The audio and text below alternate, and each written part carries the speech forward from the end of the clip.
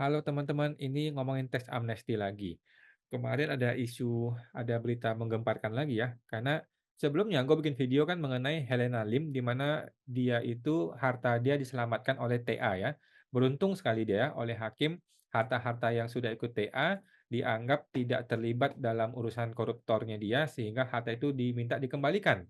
Tetapi berubah lagi nih, dibanding nih ya, ini aduh negara ini kacau balau ya.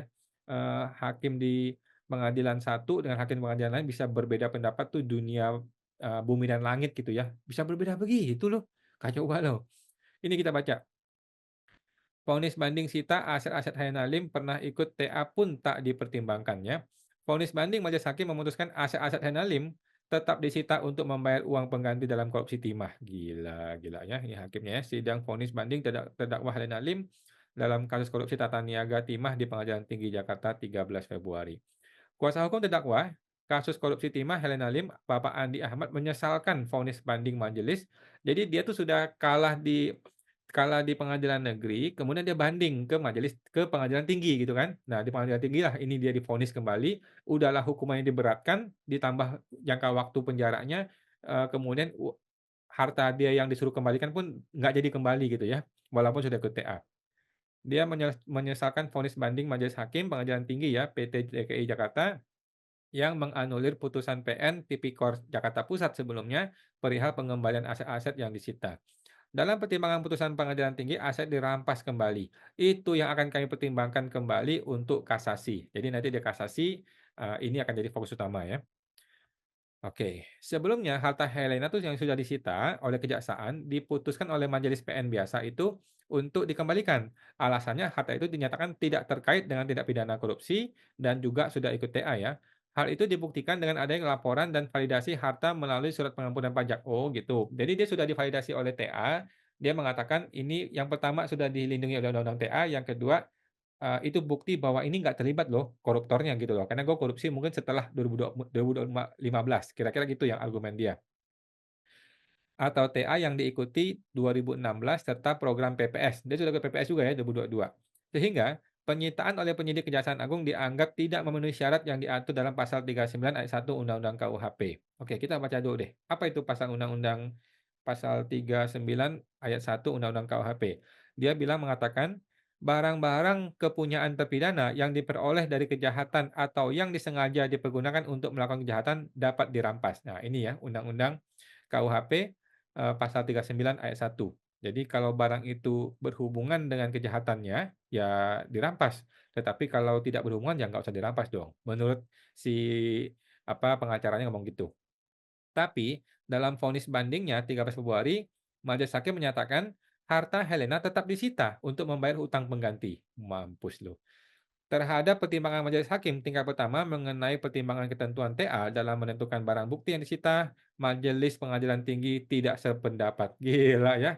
Seenak itu hakimnya teman-teman ya. Seenak itu dan sewenang dan sewenang-wenang itu.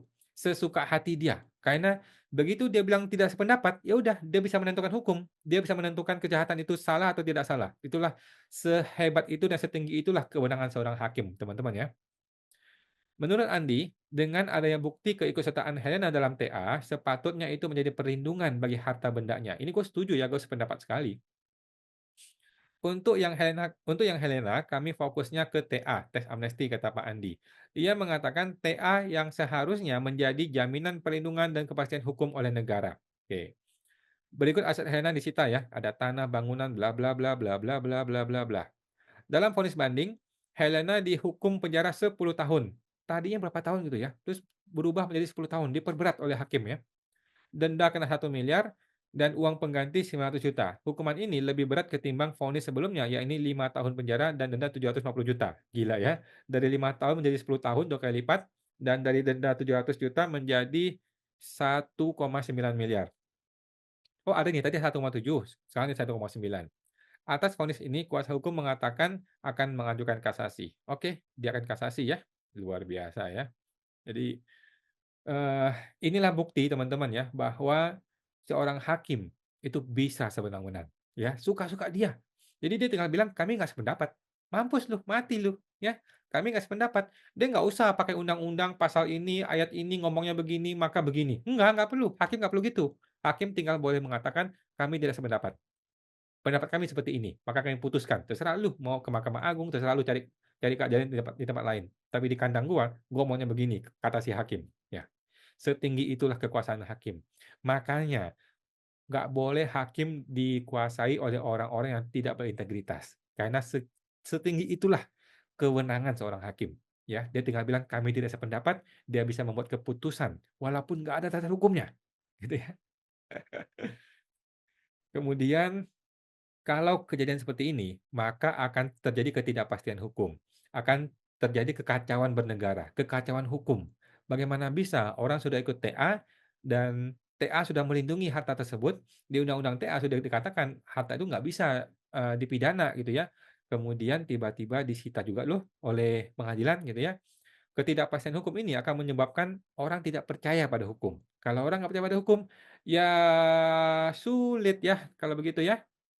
Kemudian, ini buat teman-teman nih, buat teman-teman yang mau ikut TA ya, apakah Anda jadi berpikir, "Aduh, gue nggak usah ikut TA aja dah, si Helena aja dikerjain begitu, nggak usah ikut TA dah." Nah, nggak perlu begitu teman-teman ya, tidak perlu sampai berpikir seperti itu ya. Teman-teman menurut gua teman-teman tetap boleh ikut TA, tetap perlu ikut TA, selama lu tidak aneh-aneh ya, lu tidak koruptor, lu nggak jual narkoba gitu ya, selama lu nggak aneh-aneh, berarti kan kerangka hukum elu paling di wilayah-wilayah yang berhubungan dengan pajak, gitu kan.